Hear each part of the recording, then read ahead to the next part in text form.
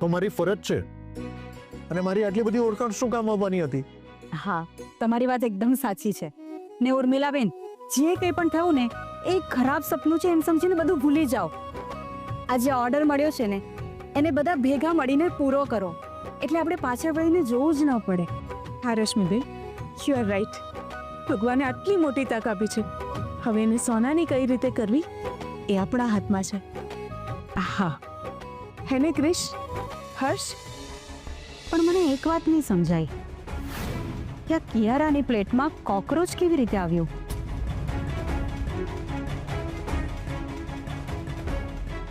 કદાચ આપણે લાપસી બનાવતા હતા ત્યારે આપણું ધ્યાન નહીં ગયું હોય અને ઉપરથી પડ્યું હશે. હું કિયારાને બહુ સારી રીતે ઓળખું છું. તમે ગમે તે કહો, પણ મને એવું લાગે છે કે કિયારાની પ્લેટમાં જે કોકરોચ પડ્યું હતું એ ઉપરથી નહીં પડ્યું હોય. નો નો વે, હું માનવા તૈયાર જ નથી. મને તો એવું લાગે છે કે આ જે કંઈ પણ થયું છે એમાં કિયારાની જ કોઈ ચાલ હોઈ શકે છે. કિયારા, તે ક્લાઉડ કિચનમાં જે ડ્રામા કર્યો છે ને એ ક્રિશ અને આરપીની ફેમિલીને આખી જિંદગી યાદ રહેશે. યાદ તો રહેશે જ પિયા. તારો ભાઈ એમની પડખે ઊભો રહીને એમની મદદ કરતો હતો, અને હવે જો વૃંદાવન ક્લાઉડ કિચનનું સપનું એ લોકો માટે સપનું જ રહી ગયું. તને ખબર છે કેટલા દિવસ પછી મેં આરપીને એની પત્નીને દુખી જોયા છે. એ લોકોને એવું હતું કે મેં મારી જગ્યા આપીને બહુ મોટું કામ કર્યું છે. ક્રિશને મદદ કરીને મેં રાધાને આપેલું વચન પૂરું કર્યું છે, પણ એની બધી જ મહેનત પાણીમાં ગઈ. ફિયા, એ લોકોને એ નથી ખબર પડતી કે બિઝનેસ ફક્ત જગ્યાથી નથી ચાલતું, પણ એ લોકો સુધી પહોંચે ને તો ચાલે. પણ એક વાત છે, લોકો સુધી એ લોકોની જબરદસ્ત પબ્લિસિટી પહોંચી છે. યાર, હું એ લોકોના ઉતરેલા મોઢા જોઉં છું ને તો મને ખરેખર બહુ જ મજા આવે છે.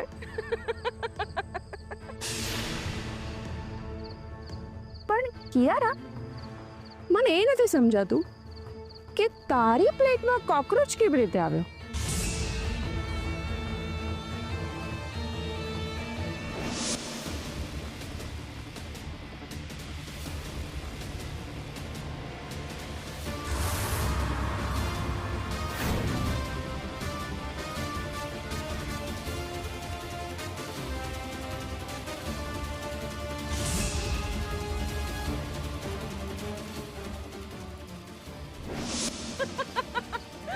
વાહ કિયારા, વેરી ગુડ કિયારા. આને કહેવાય સમયની સૂચકતા. હા ફિયા, હું મોકાની શોધમાં જ હતી, અને જો ભગવાને મને સામે ચાલીને મોકો આપ્યો. અને સાચું કહું, હું એ લોકોને હ્યુમિલેટ કરવા માટે જ આવી હતી, પણ પેલા શૌર્યએ બધાની સામે મારા ઉપર હાથ ઉપાડીને મારા ઈગોને સોલિડ હર્ટ કર્યો. એટલે જ તો મેં મીડિયાને બોલાવી અને એ લોકોની ઇજ્જતના ધજાગરા કર્યા. અત્યાર સુધી તો ઘરે ઘરે દરેકના મોબાઈલમાં આ ન્યૂઝ પહોંચી જ ગયા છે, નહીં? એ ગમે એટલા પ્રયત્ન કરે, આ ન્યૂઝ કોઈના સુધી નહીં પહોંચવા દો. હું કિયારાની દરેક ચાલને ખસેડી નાખીશ.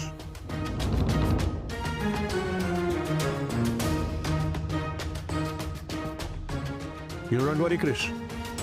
હવે આગળ શું કરવાનું છે? હવે મારે એમને મેનુ મોકલવાનું છે.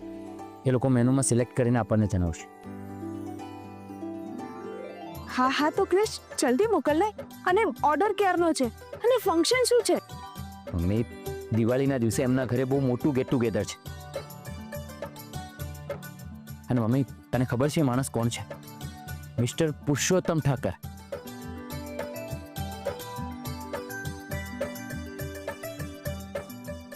પુરુષોત્તમ ઠાકર? ક્રિશ, આ એજ તો નથી ને જેમણે મુંબઈનું એરપોર્ટ બનાવ્યું હતું? હા મમ્મી, એ જ.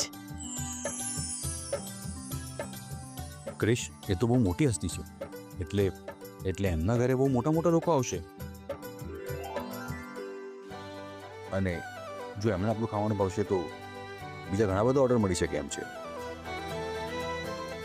હા હર્ષ, આ બિઝનેસમાં એવું જ હોય છે.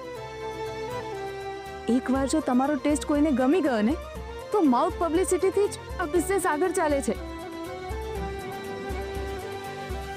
તમારી વાત સાચી છે ઉર્મિલાબેન. પછી લોકો પૈસા સામું નથી જોતા, ક્વોલિટી જુએ છે. હા, તો ચાલો એ જ વાત પર હું મારા ઠાકોરજીને એક દીવો કરીને આવું.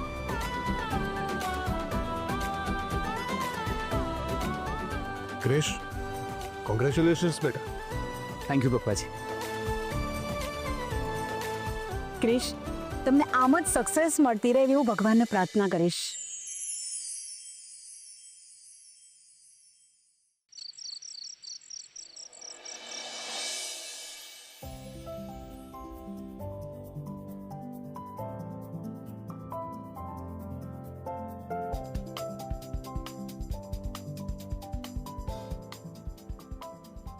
Thank you so much. Thank you. પણ શાને માટે?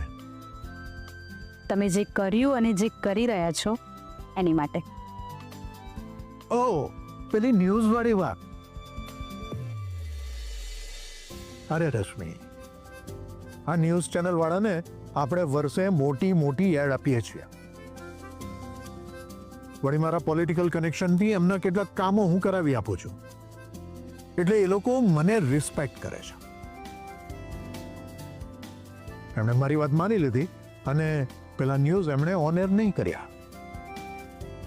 યસ, પણ કોઈને કયા વગર એમની મદદ કરવી એ કોઈએ તમારી પાસેથી શીખવું જોઈએ. હું કઈ સમજ્યો નહીં રશ્મિ, તો શું કહેવા માંગે છે? મિસ્ટર પુરુષોત્તમ ઠાકર કોઈ નાનો સૂનો માણસ નથી કે એક સોશિયલ મીડિયાની એડ જોઈને પોતાના ઘરનો દિવાળી પાર્ટીનો આટલો મોટો ઓર્ડર એક નવા ખુલેલા ક્લાઉડ કિચનને આપે. I know it's all because of you. તું પણ કમાલ છે રશ્મિ. હું ગમે એટલો છુપાવવાનો પ્રયત્ન કરું તો પણ તું ઓળખી જાય છે. તમે મારાથી કોઈ વાત છુપાવી નહીં શકો મિસ્ટર પરીખ. પણ સાચું કહું, તમે જે કંઈ પણ કર્યું ને એ મને ગમ્યું.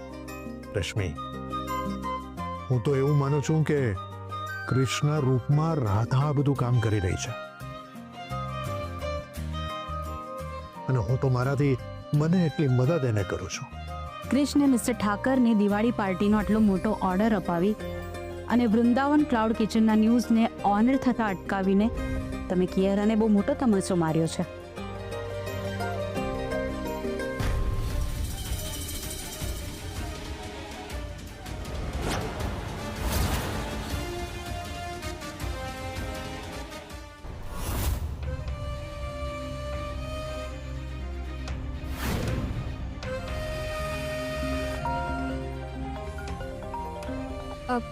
હા ફિયા, ઘરે પહોંચી ગઈ ને? અરે, અહીંયા એક મોટો પ્રોબ્લેમ થયો છે. અરે ફિયા, તું પોતાની જાતને ડેવિલ કહે છે અને આવા નાના નાના પ્રોબ્લેમ્સ ડરે છે. તું પણ કરી છે. હા ફિયા, મારી વાત સાંભળીશ ને તો તારું હસવાનું બંધ થઈ જશે. સોરી બોલ, શું કામ છે? તું ક્રિષ્ના ક્લાઉડ કિચનને શરૂ થતાની પહેલા જ બંધ કરવાના સપના જોતી હતી ને, એ તારું સપનું જ રહી જશે. એટલે તું કહેવા શું માંગે છે? હવે જો આવી રીતે સસ્પેન્સ ઊભું કરીને મને ડરાવીશ નહીં.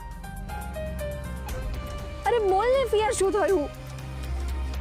મને લાગે છે કે આરપી એની તાકાત લગાવીને વૃંદાવન ક્લાઉડ કિચનના ખાવામાં કોકરોચ નીકળ્યો ને એ ન્યૂઝ દબાવી દીધા છે. વોટ? આ કેવી રીતે પોસિબલ છે? મેં તો બધા રિપોર્ટર્સને પૈસા આપ્યા છે. અરે, પ્રેસ રિપોર્ટરો ખાલી ન્યૂઝ લાવતા હોય છે. એ ન્યૂઝ જે તે ચેનલના ચીફ એડિટરની મરજીથી જ ઓન એર થતા હોય છે. ઓ ગોડ! આ તારો ભાઈ કાયમ મારા રસ્તાની વચ્ચે આવે છે.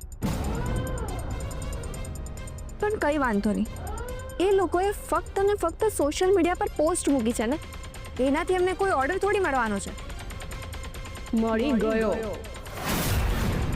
હા, શું બોલે છે તું? Please don't tell this. હા, જો પ્રિયા અત્યારે હું મજાકના મૂડમાં જરાય નથી. મારી સાથે મજાક ના કરીશ. અરે હું મજાક નથી કરતી, હું સાચું કહું છું.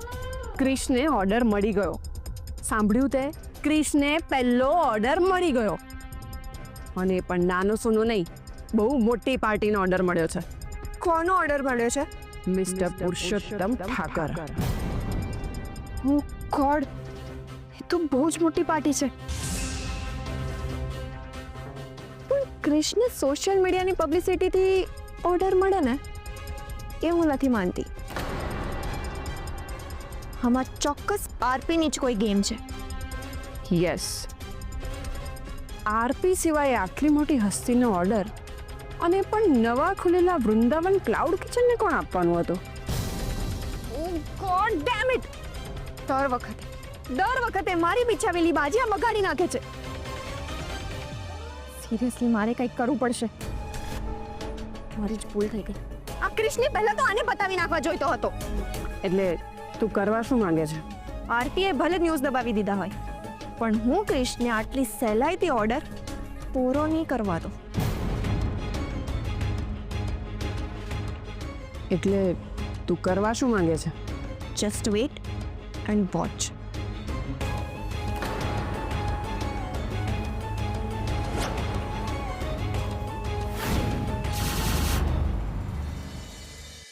રાજેશભાઈએ આપણી લાજ રાખી લીધી.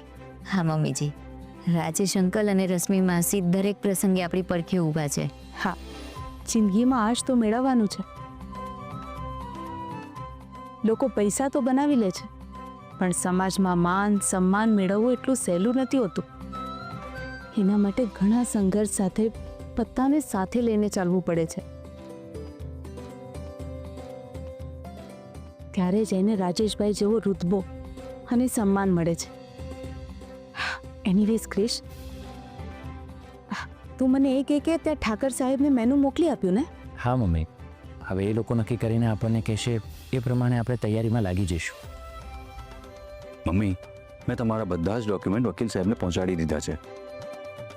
એ પેપર રેડી થશે ને એટલે એ કોર્ટમાં અપીલ કરી દેશે. ચાલો, સરસ. એક પછી એક સારા સમાચાર આવી રહ્યા છે. ભગવાન કરે કે બધું આમ જ સરખી રીતે ચાલતું રહે. ચાલો, હવે તમે બધા જઈને સૂઈ જાઓ. સવારે વહેલા ઉઠીને બધાએ એક સાથે કામે લાગવું પડશે. ચાલો, good night. Good night. Good night.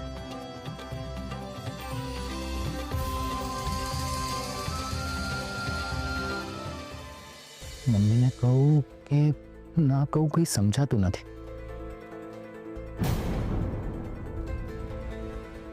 Krish, શું થયું બેટા? કોઈ પ્રોબ્લેમ છે? મમ્મી, પ્રોબ્લેમ તો ના કહી શકાય. બધા આપણને સપોર્ટ કરે એ જરૂરી નથી. તું કહેવા શું માંગે છે બેટા? હું કંઈ સમજી નહીં. મમ્મી, આપણી પાસે જેટલા પૈસા હતા એમાંથી થોડા પૈસા આપણી જેમની પાસેથી કિચનનો સામાન મંગાવ્યો એમને મેં આપી દીધા, અને બાકી વધેલા પૈસા જે સામાન ખૂટતો હતો એમાં મેં વાપરી નાખ્યા. હા, તો પ્રોબ્લેમ શું છે? મમ્મી, મિસ્ટર ઠાકર એટલા મોટા માણસ છે ને કે એમની પાસેથી હું એડવાન્સ નથી માંગી શકતો. એ વાત પણ બરાબર. આપણી રેપ્યુટેશનનો સવાલ છે. અને જો 200 માણસો માટે શાકભાજી અને અનાજ લાવવાનું થયું તો મારી પાસે એટલા પૈસા નથી મમ્મી. હે ભગવાન, પહેલા જ દિવસે આટલો મોટો ઓર્ડર અને આપણી પાસે પૈસા નથી. હવે શું કરીશું કંઈ સમજાતું નથી. અરે હા, ક્રિશ તો એક કામ કરી શકે ને. આપણે આપણી હોટલ માટે જ્યાંથી કરિયાણું અને શાકભાજી મંગાવતા હતા, તું એમની સાથે એકવાર વાત કર. આઈ એમ શ્યોર કે એ લોકો આપણી મદદ કરશે. એ લોકો ના નહીં પડે ક્રિશ. Good idea mummy.